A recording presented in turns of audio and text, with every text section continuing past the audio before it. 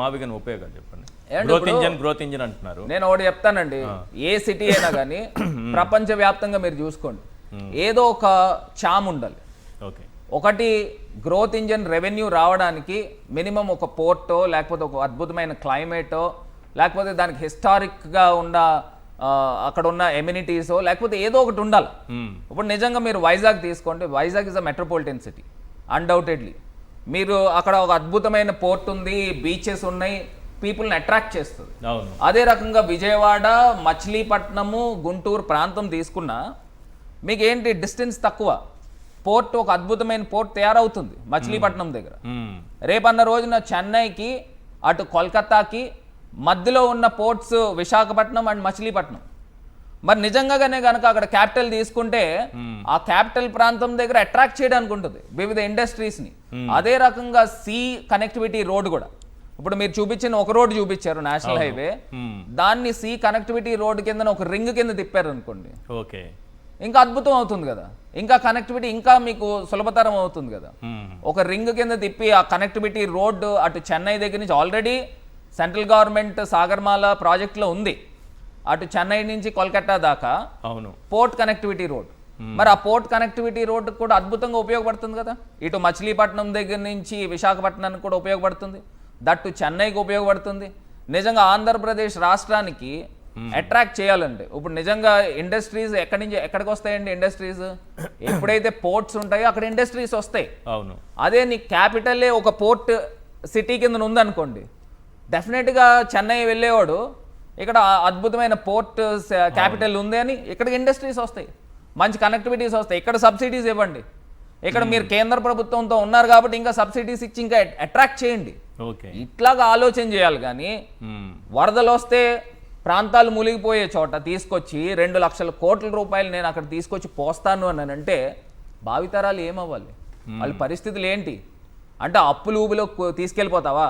ఒక విజన్ ఉన్న నాయకుడు ఏం చేస్తాడు? ప్రజలు ఇమోషన్ని వీళ్ళు రెచ్చగొడుతున్నారు, సెంటిమెంట్ని పైకి లేపుతున్నారు, లేపి ఒక కమఫ్లాస్ చేసి ప్రజలందరినీ కూడా ఒక మభ్యలో పెట్టి తీసుకొచ్చి అమరావతి దేవతల క్యాపిటల్, దేవతల రాజధాని అని తీసుకొచ్చి ఒక సెంటిమెంట్ని ఇమోషన్ లేపి ప్రజలందరినీ కూడా అలా పెట్టడం ఎంతవరకు కరెక్ట్ అని అడుగుతుంది. మరి విజన్ ఉన్న నాయకుడు జగన్మోహన్ రెడ్డి గారు కాబట్టి ఆయన వాస్తవాలు ప్రజల ముందు పెడుతున్నారు. కానీ నిజంగా కూడా నాకు అనిపించింది ఏంటంటే మచిలీపట్నము, విజయవాడ, గుంటూరు దీన్ని ఒక క్యాపిటల్ సిటీగా ఈ 3 ప్రాంతాలను కలిపి చేయాలంటే ఎంత ఖర్చు అవుతుంది? ఏమండి, నేను ఏదైనా కానీ జగన్మోహన్ రెడ్డి గారు ప్రెస్ మీట్లో కూడా చెప్పారు. ఇప్పుడు మీరు ఏదైతే 2 లక్షల కోట్ల రూపాయలు మీరు చెప్తున్నారో 5% 10,000 కోట్ల రూపాయలు కనుక పెట్టుబడి పెడితే ఆల్రెడీ ఒక పేస్లో నడుస్తున్నాయి ఈ సిటీస్ కూడా. మనకున్న బెస్ట్ సిటీస్ 3-4 సిటీస్ ఉన్నాయి, అందులో 2 సిటీస్ పక్కపక్కనే ఉన్నాయి. దీంతో పాటు పోర్ట్ని కనెక్ట్ చేయండి, పోర్ట్ని కనెక్ట్ చేసి ఒక 10,000 కోట్ల రూపాయలు ఇన్వెస్ట్మెంట్ కనుక తీసుకుని వచ్చి ఇన్ఫ్రాస్ట్రక్చర్కి పెడితే ఒక అద్భుతమైన క్యాపిటల్ అవుతుంది. ఇప్పుడు మనము ఒక 10-15 సంవత్సరాల్లో అయినా హైదరాబాద్ని మ్యాచ్ అవ్వాలి.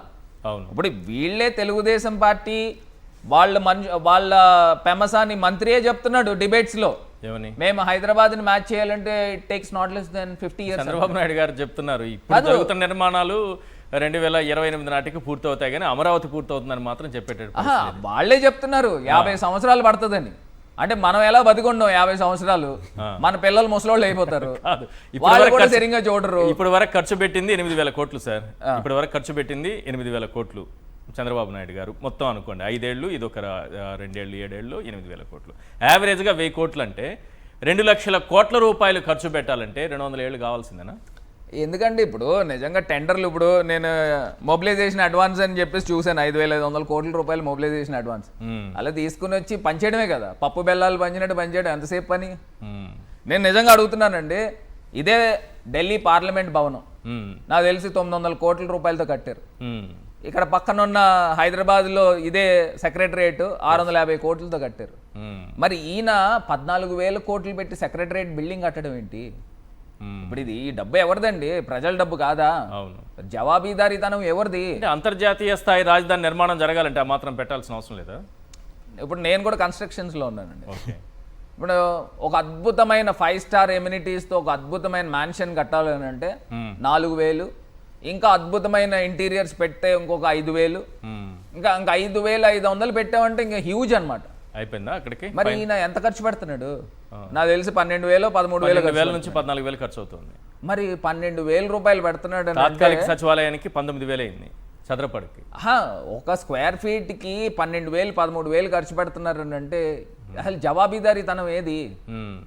ఇది కాకుండా నాకు తెలిసి ఎందుకు ఇంత ఖర్చు అవుతుందని అంటే, ఒకటి కిక్ బ్యాక్స్ నుంచి పక్కకు పోతుంది, ఇంకొకటి ఏంటంటే అది నల్ల రేగడి నేల. ఓకే, ఆడ తీసుకొచ్చి విపరీతమైన రాఫ్ట్ ఫ్లోరింగ్ వేయాలి. రాఫ్ట్ ఫ్లోరింగ్ వేసి దాన్ని మళ్ళీ ఫిల్లింగ్ ఛార్జెస్, రాఫ్ట్ ఫ్లోరింగ్. మరి ఐఐటి మెడ్రాస్, శివరామకృష్ణన్ కమిటీ వీళ్ళంతా ఏం చెప్పారండి? నల్ల రేగడి నేల ముంపుకు గురవుతుందనే అంశాల గురించి వాళ్ళు అబ్జర్వేషన్స్లో పెట్టారు. మరి అబ్జర్వేషన్స్లో పెట్టినప్పటికీ కూడా నేను ఇదే ప్రాంతాన్ని తీసుకుంటానని పట్టుకోవడానికి కారణం ఏంటి? ఎందుకంటే వాళ్ళు 1000 ఎకరాలు భూములు కొనేసి ఉన్నారు ఆల్రెడీ. ఓకే, మరి కొనేసి ఉన్నారు కాబట్టి ఈ డబ్బంతా కూడా ఇన్సైడర్ ట్రేడింగ్ జరుగుతుందని మేము డే 1 నుంచి చెప్తున్నాం. మరి నిజంగానే కనుక వీళ్ళు కేంద్ర ప్రభుత్వం మెడలు వంచి డబ్బులు తీసుకురావాలి కదా. ఇప్పుడు వీళ్ళు డిమాండింగ్ పొజిషన్లో ఉన్నారు. ఆంధ్రప్రదేశ్ ఫైనల్గా ఒకటి చెప్పండి, అమరావతి ఇటువైపు ఉంది, మీరు చెప్పినటువంటి మావిగన్ ప్లాన్ ఇటువైపు ఉంది, ప్రజలు ఎటువైపు ఆలోచించాలి ఫైనల్గా మాట? నేనైతే ఐఎమ్ వెరీ క్లియర్ అండి. ప్రాక్టికల్గా ఇక్కడ చట్టం కూడా అయిపోతుంది, చట్టం కూడా అయిపోతుంది, ఆల్రెడీ చట్టం అయిపోయింది, బిల్లు అయిపోయింది, బిల్ పాస్ అయిపోయింది. కాకపోతే ఇది ఈ మూవ్మెంట్ అనేది ప్రజల నుంచి రావాలి. ఖచ్చితంగా ప్రజలకి ప్రాక్టికాలిటీ ఏంటనేది మనం ఎక్స్ప్లెయిన్ చేయాల్సిన బాధ్యత ప్రతిపక్ష నాయకుడిగా జగన్మోహన్ రెడ్డి గారికి ఉంది. నిజంగా మీరు ఎవరు ఏమనుకోనివ్వండి, జగన్మోహన్ రెడ్డి గారు చెప్పిన మాట 100కి 100 కరెక్ట్. ఎందుకంటే 2 లక్షల కోట్ల రూపాయలు అప్పు తీసుకొస్తున్నారండి, గ్రాంట్ కాదు. 2 లక్షల కోట్ల రూపాయలు రీపేమెంట్ ఎలా చేయాలి? నేను ఇదే చెప్తున్నాను. 2014 నుంచి 19 దాకా 5,000 కోట్ల రూపాయలు ఖర్చు చేసినట్టున్నారు అమరావతికి. బాండ్స్ అమ్మో, లేకపోతే బాండ్స్ తాకట్టు పెట్టో, లేకపోతే మొత్తం మీద మొబిలైజ్ చేసి ఒక 5,000 కోట్లు ఖర్చు చేశారు. దానికి ఈఎంఐ ఎంత కట్టామో తెలుసా అండి? మా ప్రభుత్వంలో ఉన్నప్పుడు కూడా మేము కూడా దానికి సంబంధించి డబ్బు కట్టాం, 2,000 కోట్లు కట్టాం. మరి ఇంకేది సెల్ఫ్ ఫైనాన్స్ మోడల్ ఏది? సెల్ఫ్ ఫైనాన్స్ మోడల్ ఇప్పుడు నిజంగా ఎన్ని వేల ఎకరాలు లేఅవుట్లు చేయాలి? నిజంగా లేఅవుట్లు చేసిన కొనేవాడు ఎక్కడున్నాడు? రైట్. ఇప్పుడు నిజంగా నేను అడుగుతున్నా, ఇప్పుడు మీరే ఉన్నారండి, మీరు హ్యాపీగా హైదరాబాద్లో సెటిల్ అయ్యి ఉన్నారు. మీకు అక్కడ నిజంగా తీసుకొచ్చి ఇల్లు కట్టిస్తామన్నా కూడా అక్కడ ఇన్ఫ్రాస్ట్రక్చర్ క్రియేట్ కాకుండా రావడానికి కూడా ఇష్టపడరు. ఎందుకంటే ఒక అద్భుతమైన మహానగరాలు ఉన్నాయి, ఆ మహానగరాలకు మ్యాచ్ కావాలని అంటే ఆల్రెడీ యాక్సిలరేషన్లో ఉన్న టాప్ సిటీస్ని తీసుకుంటే ప్రజలు ఓన్ చేసుకుంటారు.